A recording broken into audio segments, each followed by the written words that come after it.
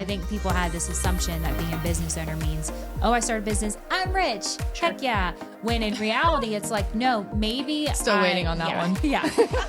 We're your hosts, Sahara Embry and Michaela Bedoyan. From working corporate 9-to-5s to running $1 million companies, we're bringing you the inside scoop of what it takes to start and scale your business. We're keeping things real, raw, and unfiltered. This is the Rise and Refine podcast. Welcome back. Happy Monday. We're excited for part 2 today with Tiffany. Yes, we had such a great conversation last week and we just kept rolling, realized it was getting close to an hour. So we decided to make a part 2. So we still have so much more to cover with you today. But what we were leaving off on was just talking about growing a team and what it was like for you to step into a leadership role now that you have team members under Venture Haven. What did that look like with building respect and trust and just kind of diving into that role without having the title of CEO? Sure. Yeah, absolutely. Sahara. What did I do? You have very many hats. Yes. Right? You have very many hats, very many companies. So you being present wasn't really something that you could be, right? So you couldn't be there day to day. You couldn't be in the office. So I was kind of like the only person available most of the time. So like whenever there was a question, it would come to me. And it was because, I've been doing this for a while now. And I knew how Venture Haven was run. I've understood the laws a whole lot better after going to all this kind of training and continuing education classes. And so I would get asked those questions. I feel like that really helped like with the respect aspect of it and the trust side too, because you could see the results. Like after I would tell them to do something, it was like, oh, okay, that was. Well, yeah. And you on the training too, I really want to touch on that because that is so big. You went out and became resourceful. Because you knew like I didn't have the end all be all answers for property management. And so you took initiative to talk to the lawyer and take these classes and learn about it, which I feel like nowadays, I hate to say it, but it's the truth. A lot of people lack that initiative to go out and learn. A company should have great training, but with you being in a startup role with a startup company, you took on that initiative, which was a huge part to our growth. I felt like the company deserved to have somebody in place who did know like what was going on. Yeah. I also felt like it was my job to protect the company as well. So like learning those laws and learning those things that we needed to do is really important to me. Yeah. Right. Not everybody is going to take on that kind of ownership when it comes to like you not owning the company. Right. Yeah. But talk about respect. Like I respect Sahara enough to like do my due diligence of like making sure this is going to work. Yeah. And if it's not going to work, then I have a hard conversation with her of like, hey, we need to change something. Right. Yeah. So I didn't even ask her. I literally was like, I'm doing CE courses. I'm doing CE courses on property management. I'm finding out what this means, what we need to do. And that really helped. I had printouts. I am the note queen when it comes to stuff like that. So we even still to this day have notes that we can refer back to because of all the classes. Yeah. Oh, wow. And that resource is there for all of the employees for Venture Haven. Right. So even if I'm not available, it's easily accessible. Yeah.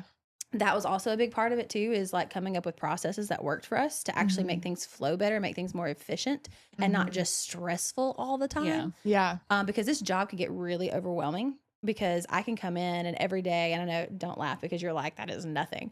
I would have like 100 to 150 emails like come through overnight. That's a lot. Exactly. That's what I said. You're like, that's a lot. Yeah. For a normal person. It's not 500, but it's, I understand. But I also don't that own is like a lot. 6 companies. No. I stress at 30.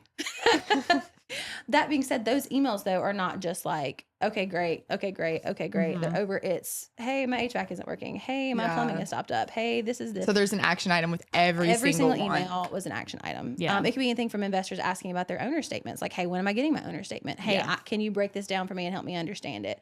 It was very time consuming. Yeah. Like you're the type of leader who like you're also willing to step in. Like if the trash needs taken out, you'll take the trash out. Like you're always willing to step in no matter what. And I think that makes always for a great leader because people are going to respect you if you're willing to do it. Like if you're willing to help with those things, even if it's not on your KPI. Right. Yeah. And that's a huge point. Or it looks under your pay grade. I feel like that is a huge thing now where it's like, well, that's not even in my wheelhouse. Like I just don't want to do that. Like that, that's what we have an assistant for. Well, it's all about going out and actually serving your people. And that's I feel like at the forefront of everything that you do. Yeah. With that being said, I have so much respect for Kelsey and the things that she is capable of doing. She's made my life so much better in Venture Haven. I tell her all the time she can't leave. Like, she doesn't have a choice. Like, she's staying. Like, we will lock you in, Kelsey. Which is so funny because originally we never touched on this, but you, when it was ready, and I want to know why you felt this way, and I think I know your answer. But when we first said we were going to hire Kelsey and it's time to grow, Tiffany said, no, we just need part-time. She's like, we don't need another full-time person. And I was like, no, we do. We need a full-time person. This is very important. Why is it that at the time you did not think we need a full-time? Regardless of what you think, I have your best interest at heart. And in my brain, with the accounting things that we were going through, not know what was happening, I was like, do we have the money to do this? Do we have the budget to do this? I can still pull weight.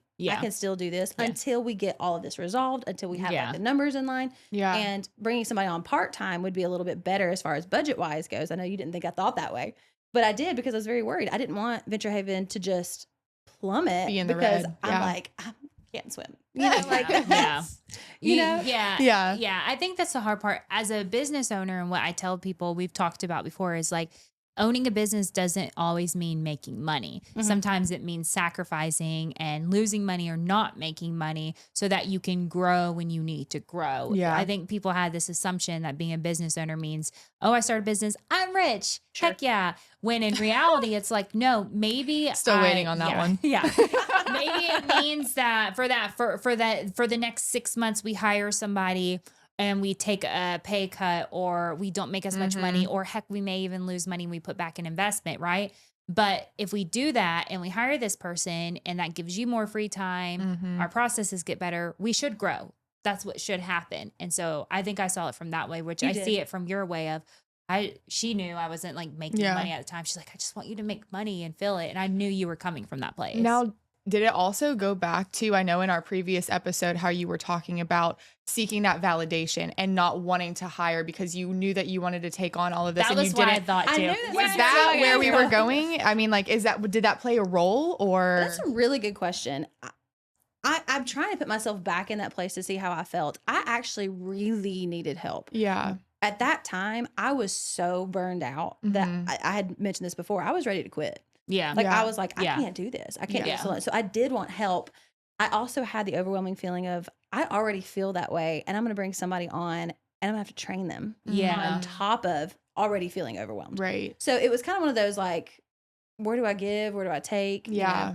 You know? So part-time, it was a healthy balance between, I really didn't understand business budgeting. Yeah. I also have not been in her position before. I wasn't involved in like figuring out what other people's salaries were going to be.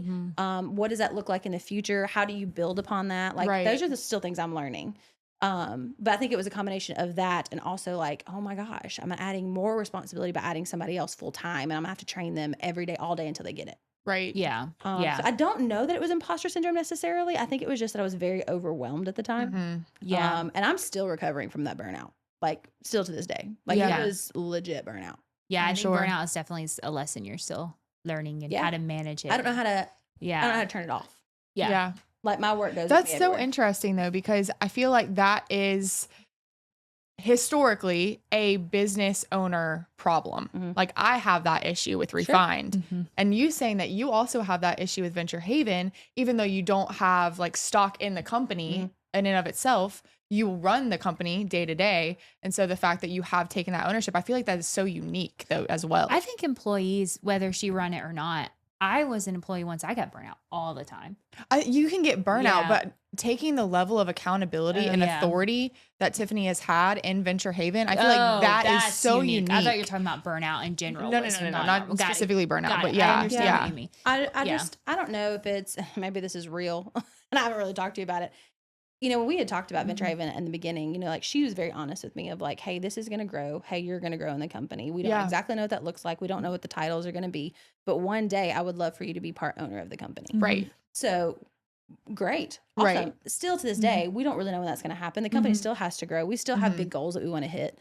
But because she said that, I've put ownership in it, Yeah, even that though I makes sense. physically don't have like a monetary like ownership in it. Because it's still only 3 years old. Yeah, exactly. Yeah, it's still a new company. We're still building stuff. Yeah. And I am not the money bags in this. I am very much the working Well, neither am I, so.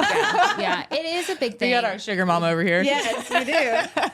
But it is a big thing. It's like, you know, and I think one of the thing is she works so hard. It wasn't just because like she was my friend and that's why she just kept moving up and stuff. But she started as assistant property manager to starting January director of property management, which means she truly is running everything. And that will keep growing.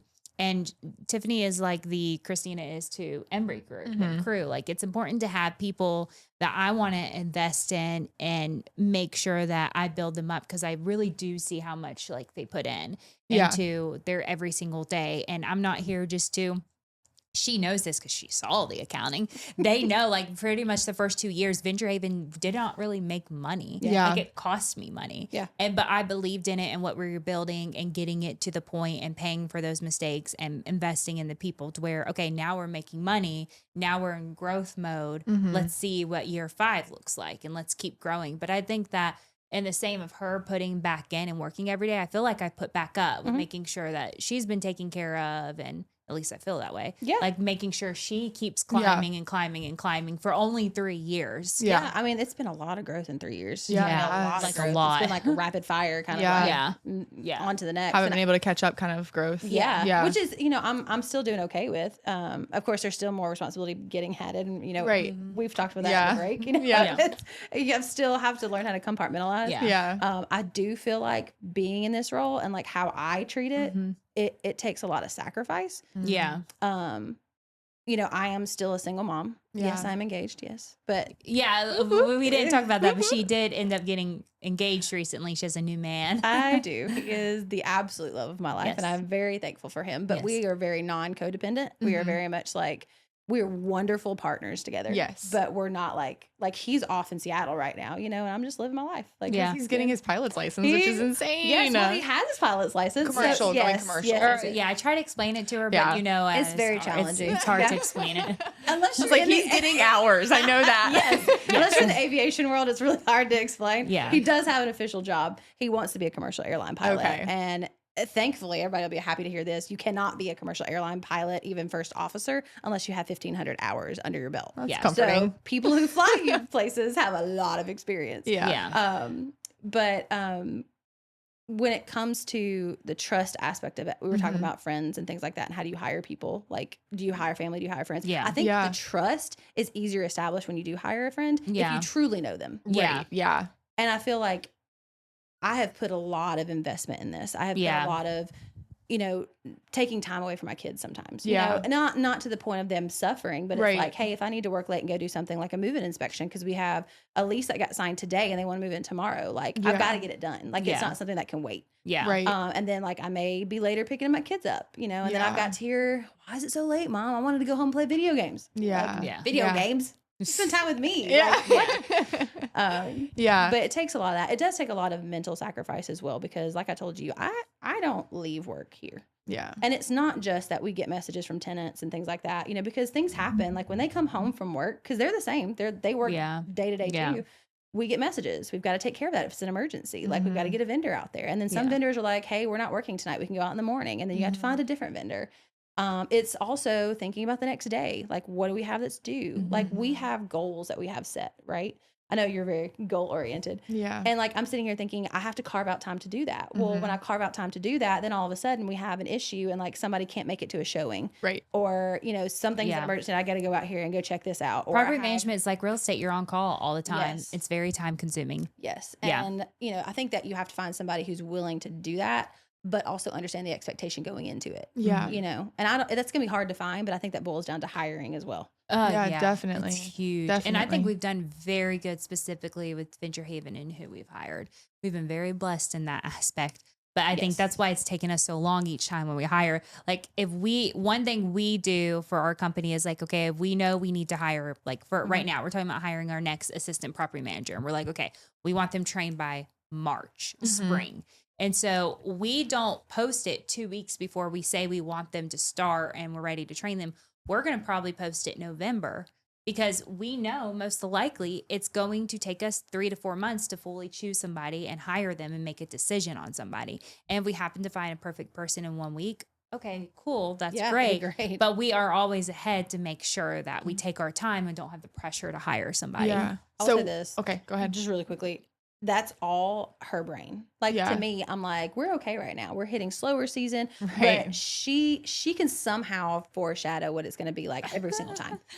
And that is that is a great point, because just with us where we're at and Refined, we're talking about bringing on a social media person as a contractor, not in Refined, but just somebody to help with that. Yeah. Because I don't have the capacity anymore. And so like, I guess maybe this is a Sahara question, kind of a Tiffany question, but how do you see an opportunity within your company, even when you don't have the means for it yet? Like you're saying you're in a slow season. She's forecasting that you're not going to be in 6 months, but you know you're going to need the help. How are you seeing that to be able to see that opportunity to bring somebody on in time to meet that?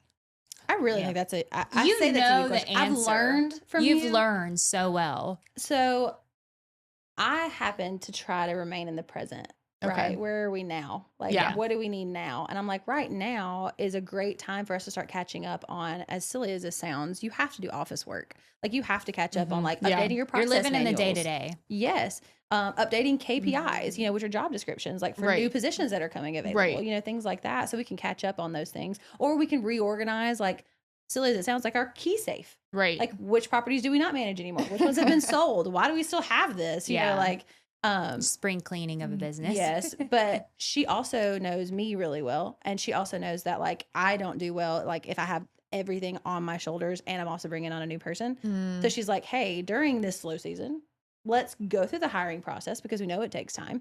And then you have plenty of time to hire them for when we do hit the busy season. Yeah. Because it's a pattern for property management. Typically, markets do shift and change, but for the most part, it starts getting really busy about April, May. Okay. And then we're slammed until like the end of August. Yeah. And they're not able to really train or put their full investment. I think it's just one of those things too. I think most business owners do live in the day and day, but I've hired such good people to be in the positions I need them to be that I can now live outside of the day to day and think about the future and the growth. Yeah. Right. And so that's how I see my job, is being able to help them see that. But you've gotten so much better at being able to, because in the past, it's like, we don't need to hire yet. Yeah. And it's like, no, we do, because while y'all feel slow right now, I'm nervous and it's so funny because I had a conversation with them. I was like, okay, well, when do we need to hire? And they're like, you know what? We probably won't get Kelsey to 150 properties managed till the end of the year. We're fine. And then at end of August, she's at like 120 or something. I was like, so maybe we need to bump that up, because that's my job, is to be able to push them and say, let's grow, let's keep adding, because at the end of the day, as a business, you have to sometimes take those dips, hire social media. Yeah, it sucks. It's more money you're spending. It's learning how to delegate, learning how to let someone. That's my biggest problem. If you haven't seen why she looked at me like that. Learning how to let someone take over. And it's like I say, it's 90 days of rough time when you first hire somebody, because the company's spending more money. You're spending more time on training. You're learning how to delegate, and they're not going to do it the way you expect them to because they're learning. But after 90 days, you should expect growth if you hire the right people. And it's really big. It's also an adaptation for your employees too, which, it's like we have to get used to having a new person. I had to get used to like not delegating necessarily, but like reminding, without feeling guilty of like, I'm not telling you're doing something wrong, but hey, this is something that we do need to make sure that we're implementing today. Kind of thing. That's been a challenge for me, I think, is like reminding people like, hey, this is your job description. So recently we started doing monthly KPI meetings where I basically talk to each employee and I go over their KPI, which for those of you who don't know that is key performance indicators. It is a corporate thing, but I'm going to say it makes the biggest difference. Yeah. And it's really easy because it's black and white. This is what we expect from you day to day. Yeah. And so are you doing it or are you not doing it? Yes. Great. And if you're not doing it, why? Or is there something that I can do to help you with that? Yes.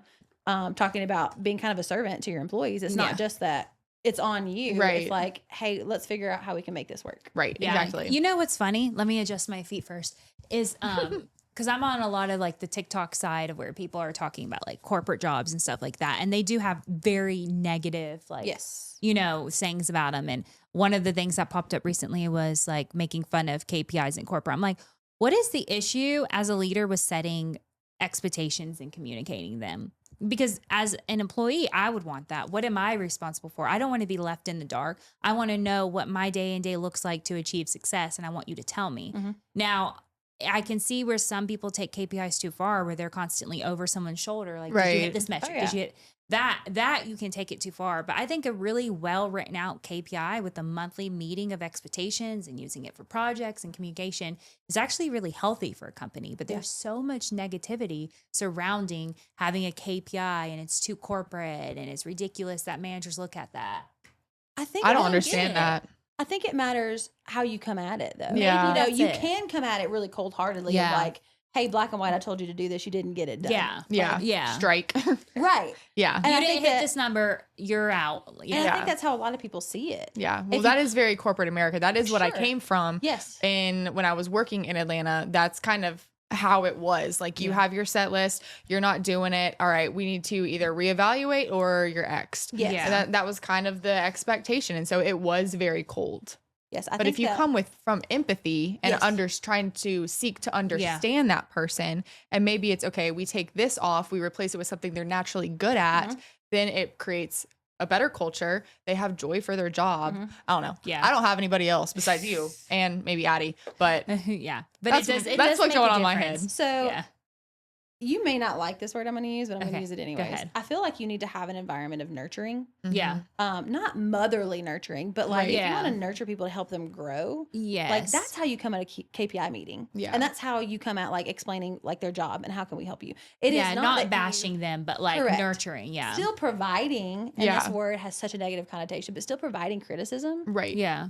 Constructive criticism. Yes, constructive criticism, but also like, hey, I'm here to help you grow. Yeah. And if this is something that you're not capable of doing and we need to do it, then let's collaborate and let's see how we can get it done. Or it's a let's reevaluate what this position looks like. Or it's a, hey, unfortunately, we do have to have this done. And I know it's something that you can't do. We are going to have to look in a different direction. And then you need to find like what works for you. Right. Yeah. Exactly. But And it really at the end of the day comes back to you, who you hire too, because like I've had people all the time, like, you know, Addie listens to this, so hopefully you're listening to this because I'm going to say something positive. But she's always like, what can I be doing better? Yeah. Like, 'cause she craves that now. It's like she loves it when we tell her what she's doing good at, but she wants to constantly get better, not for me, not for a company, but for herself, Absolutely. and her skill set. And it's very important when you're working for someone that you have a boss who doesn't always tell you what you want to hear and who just feeds you up, but who's actually helping you grow as a person in your skill set.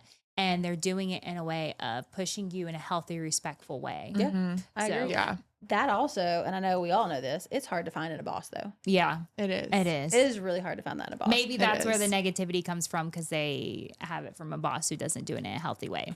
I do know that there is some benefit to some of the things that corporate America does as far as like processes, setting expectations. There's really no question. No, Right? it was very black and white. Yeah, like yeah, you yeah. knew what you needed to do, you know when you needed to have it done, and that was that. Yeah. And I loved it from that perspective Sure. because I was so systematized Yes. and like just very type A in that regard. Now I feel like I'm not nearly as type A with running refined. It's kind of funny. I feel like I've switched a little bit. Yeah, I think when you actually, two life big changes, one you still have to come up on. I would say the two biggest changes Kids. for me. In terms of my leadership style and how I treated situations. One is when you actually own a business and you see risk at a different perspective, you do have to care about the numbers at the end of the day. Yeah. So you can't be too soft. That is very yeah. important. So that was what I was going to say. Yeah. I do think that corporate has it right when it comes down to processes and like Yes. really having the expectation of this is Yeah. what your job is. Like Yes. there's really Yes. not a question day to day of like, what should I do today? Yeah. 'cause Right. they You know, have when's to. my deadline? Yeah. Like Yeah. it's set in stone. Yes. But there is a balance, I think. And I think that you do a good job of this. And not to say you're perfect, because I'm never going to tell you you're perfect. I No, love no, you, no. but I won't do that because I'm I know definitely I'm not not. perfect. But you do a good job of balancing that humility every once in a while where Yeah. it's like, okay, hang on. Like, I think that either I messed up or I need to do something, or she will notice when somebody is struggling. And I think that makes the difference. Yeah. I know what my job is. I know what my expectations are. I know what my PTO is. I know when I can work from home. I know all these things are laid out. Yeah. But there's still a form of empathy of like, hey, like if this is too much, we need to do something about it. Yeah. Yeah. Well, You know? it is, I think it's probably leaders' greatest challenge. Yeah. Because like my whole life, like in leadership positions, I was told by other leaders, like you can't have emotion when it comes to you have to be feared as a leader. I always struggled with that. That's literally what I was told. But then on the other side, it's like you have to only look at the numbers and the dollar signs and ROI. It's like, yes, that is super important. Absolutely. You know, with Venture Haven, when we talked about counting, we avoided that and it ended up being an issue because we didn't want to deal with it. So you do have to set KPIs, set expectations and stuff. But at the same time, the second part of where things change for as a leader was truly becoming a mom. And we did, I think we did an episode on it. Yeah, we did. But learning to have more patience with people and what they experience. And I think especially us just moms and being in leaders, we just see things a little bit differently. And we know that sometimes excuses are truly not excuses. Absolutely. You are raising a child, another person, and other moms and parents, they're responsible for that child. And a lot of people see things like as excuses. And I definitely saw that before. I want to touch on like mental health and physical health because I think it's a really good topic because you obviously, I think that me and Tiffany used to be really good workout buddies. Really good workout y'all buddies. did. It We were was so amazing. fit. Yes. And then we both let life catch up with us. But for you've talked a lot about like the struggles of keeping up with your physical and mental health. And I think you're starting to be on a good path, but dive into like, what are some of the things you wish you would have done to avoid like the physical and mental health? Like obviously some things were unpreventable. You're in a new job. You're going through a lot. I don't know that I could have prevented it. If I'm being honest with you. Yeah. Like I had people tell me straight up, don't do property management. Yeah. Yeah. You know, I had the advice of like, this is a very challenging job. Yeah. And not just challenging physically, but it's challenging mentally, it's challenging emotionally. And y'all know me well enough to know, like, I used to be an extremely emotional person. Like, not in the sense of like, I was just crying all the time, but like, I was happy. I was like really, really sad. I was like bubbly. I was like, you know, and not You that took things a lot more personal. Yeah, a lot more personal. And I felt like I felt emotional a lot more strongly than I do now. I don't know if that's healthy or not. It could be that I'm numb. No, I think you just grew a backbone. We talk about that a lot of just growing a backbone in this type of role. So I don't know that I could have done anything differently. My challenge is that when I tell you I'm still recovering from that burnout, I am legit still recovering from that burnout. Burnout can last years. Yes. And I was already technically burned out from the divorce. Was I healing? Yes. Had I gotten better? Yes. But like I still had to be I am the caretaker for my children. Right. I am raising two men who hopefully will be able to be wonderful husbands, who will be able to be physically capable of taking care of themselves so their wife doesn't have to take care of them. Right. You know what I mean? Yeah. Like it's a lot of responsibility. Yeah. And I want my kids to like me too, you know? So it's like, where's that balance? But it was so challenging for me and still is to not continue just to give of myself. Yeah. I constantly give of myself. And it's not that other person has asked me to. Sahara's never asked me just to keep giving of myself and not put something back in. Right. She's never asked me to do that. My kids have never asked me, just keep giving, and don't put something back into yourself. Right. It's just that I am so strong-willed when it comes to the things and the people that I care about that I just keep giving. I do not take care of myself. I do not take the time to meditate or to have that quiet time with the Lord anymore. Like, I'm not even a member of a church anymore at this point, like, because I'm so drained on Sunday that I can barely get out of bed in the morning. And I also now struggle from panic attacks when I'm in like a crowd or if it gets too quiet or if I'm sitting still too long. Oh, wow. And I can't get to the root of why that happens. So like, that's something else I've got to do. So now I'm on medication for that, which it's a beta blocker. My blood pressure is through the roof to the point where they're like, we have got to figure out like what to put you on. And we're playing with different medications. Now my cholesterol is high because I've gained 75 pounds since starting this job. And it's because I am not taking care of myself. Yeah. I've literally put herself last. I have put myself last. And it's just something I naturally do. Yeah. And that's another reason why I feel like Venture Haven still is relatively successful is because I have put everything into that. That is what's paying my bills. That is what's putting a roof over my kids' heads. Yeah. That is what's putting food on the table and 2 teenage boys. Thank you so much. God bless them. But yes, they do. Yeah. So I don't know what I could have done differently. I still to this day don't know what I can do differently. I struggle. Yeah. I think because we talked about one of the reasons we put the podcast on pause last year was because we were both in a really bad place. But I definitely have learned this year that I definitely put myself last too. It's like, you know, Maeve and then work and then I'm all the way here, like family. And it just, I keep putting myself at the very, very, very end of the list, and it just burns you out. It burns you out. And so I'm trying to get better at that. I know you're trying to get better at that. You've lost now 20 pounds and you seem to be better, but it's like an ongoing struggle and stuff. It's, you know, and nobody's perfect, and everybody has different things that go on in their life. But, you know, Cookie and I say Cookie. People are probably going to be like, what? That's her fiance's My fiance's name is Cookie. It's really not Cookie. It's Corey, but I call him Cookie. That's how I met him. That's how I call him Cookie too. She asked me always last only know him night. as Cookie. Yeah. Well, she said, is that his real name? I said, no, what is Oh yeah, it's Corey. Which is so funny because everybody that didn't meet him in the environment where I met him calls him Corey. Yeah. And then all of my friends, all of my family, everybody calls him Cookie, and he's just like, he goes with it. I love it so much. Yeah. But he and I got in a really good rhythm when he was here because he wasn't working. He was literally just flying when he could fly. Yeah. And so he was a great partner to have. And like, you really appreciate what it means to be married, even though we weren't married. You know, he would come to the house and mow my grass before I got home from work. There were times when he would just send me a message and be like, hey, what do y'all want for supper? And like, he would start supper, and like, we loved cooking together, and like, we had that camaraderie. And then I'm not even gonna lie to you, I haven't even processed him being gone yet. Then it was a whirlwind of, hey, I'm not gonna be here for a year. Oof. I was not prepared for that. That's a big change. That day was horrible. Is that when you like disappeared for a few days here? Is that what the reality was? I don't think so. Because that was recently when it was like 3 days you just stayed at home. No, I had school starting back. We had all that stuff to do. Cookie's leaving, but I didn't know he was leaving.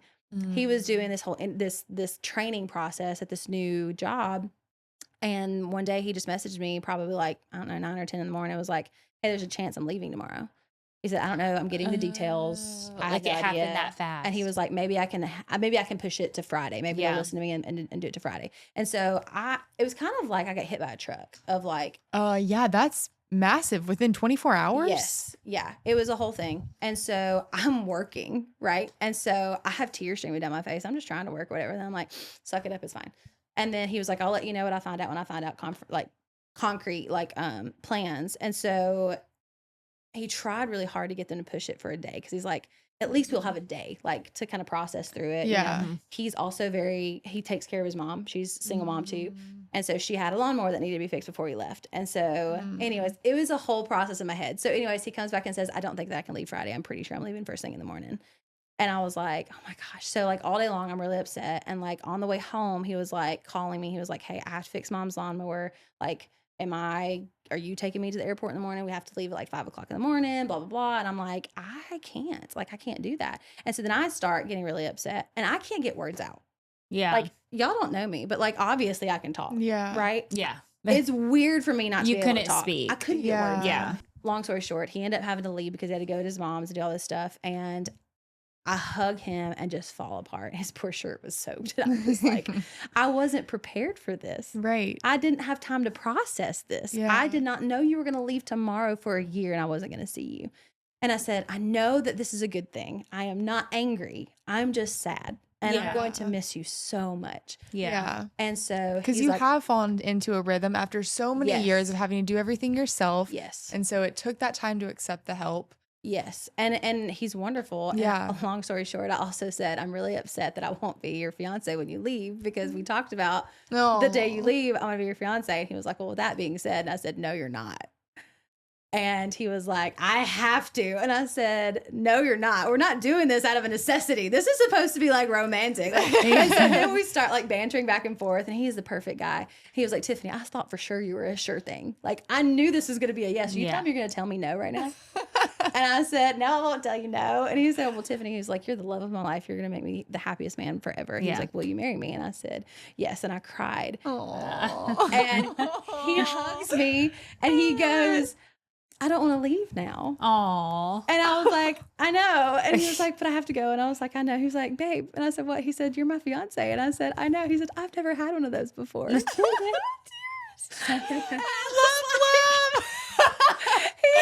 sweet. And then he leaves. He's like, don't cry. And I'm like, I'm not. And he was like, don't cry. I'm like, I'm crying a little. And then he was like, don't cry. I was like, I want to go inside.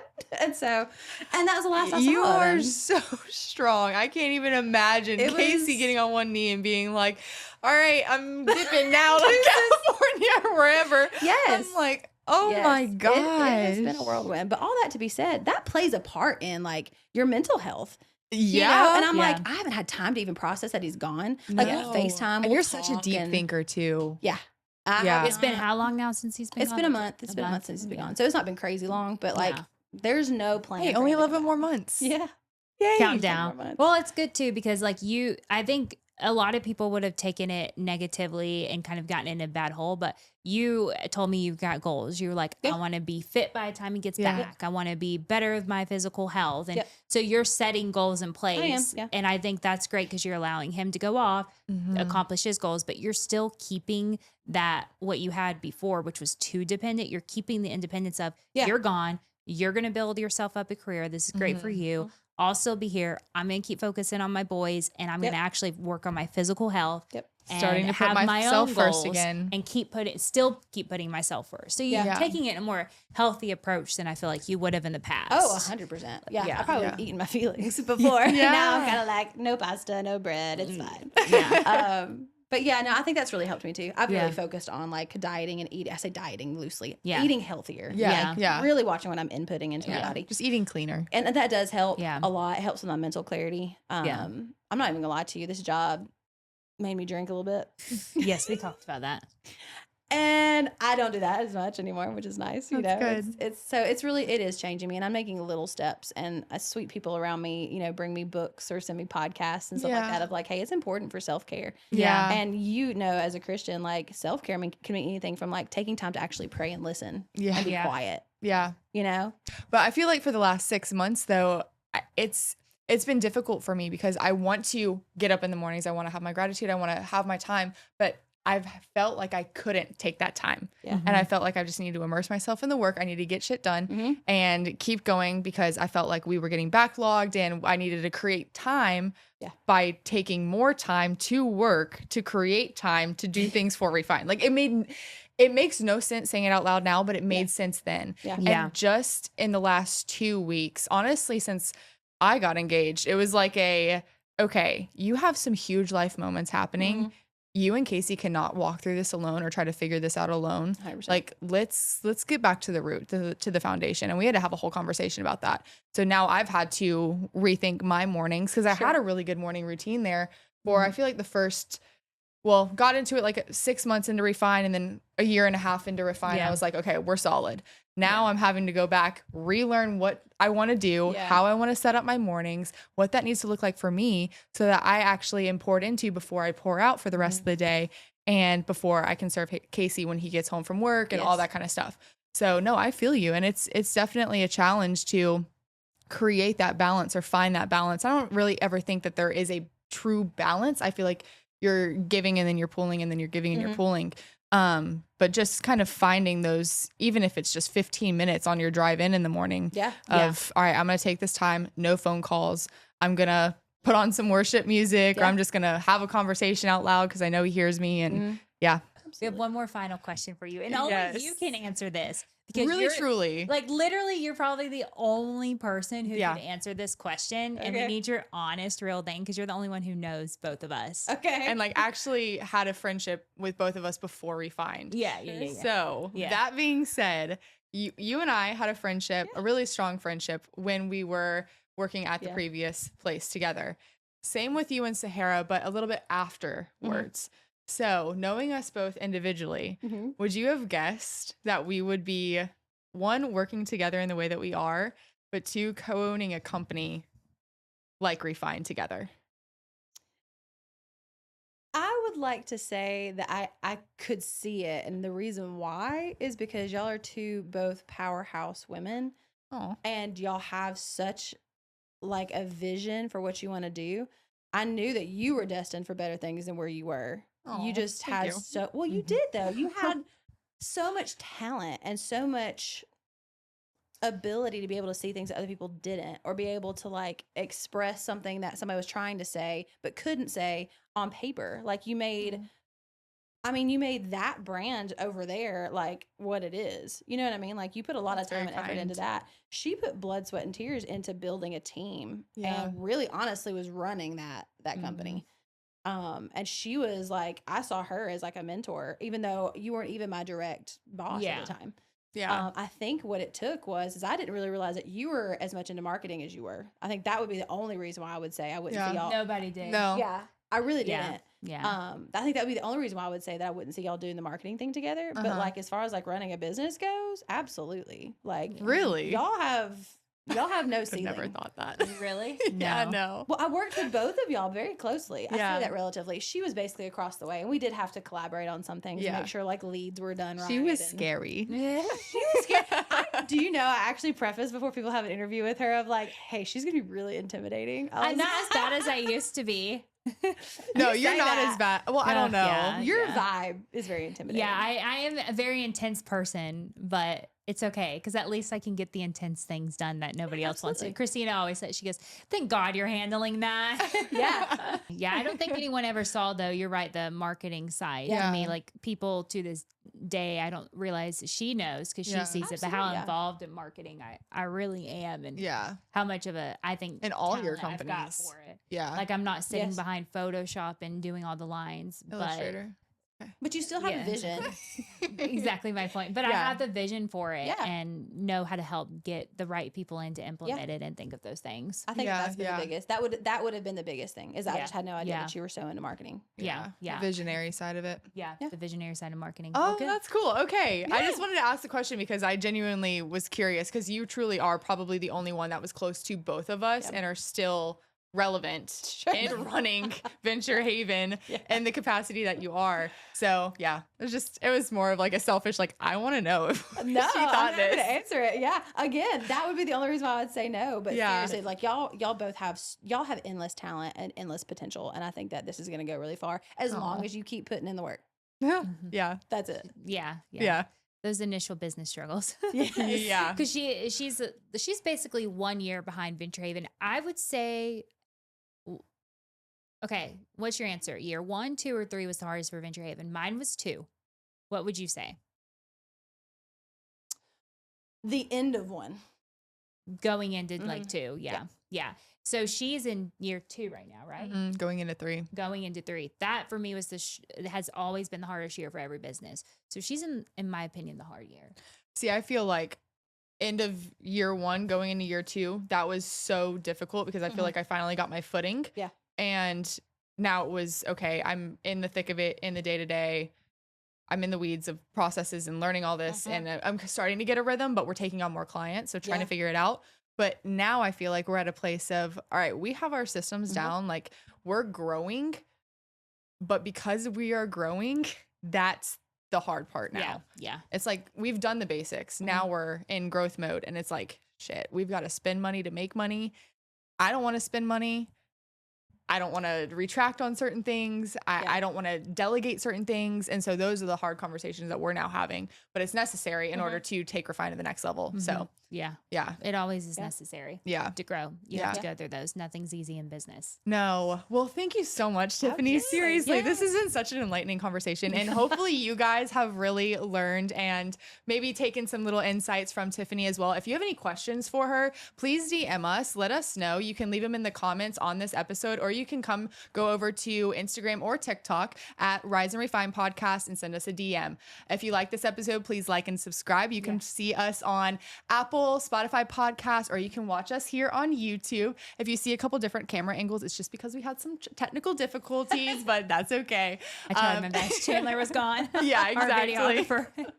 And if you want to check out the brand and web design side of things, you can find us over at Refine Marketing _ But check out Venture Haven. It's at Venture Haven Properties, right? Yeah, on Instagram at Venture Haven or just venturehaven.com. But yeah, so you can see all the happenings there. Yes, love to work with them. Yes, we would love to, and we're definitely growing a lot there. And then next week we're going to be talking about how to still lead in business and run a business when times are hard. Yeah. And talking about getting through that. So I think that's going to be a really good episode. So we're going to rip off the Band-Aid on Sahara and I's own personal lives and just kind of go a little bit deeper there. But we hope that you guys have a great week and happy Monday. See you next Monday.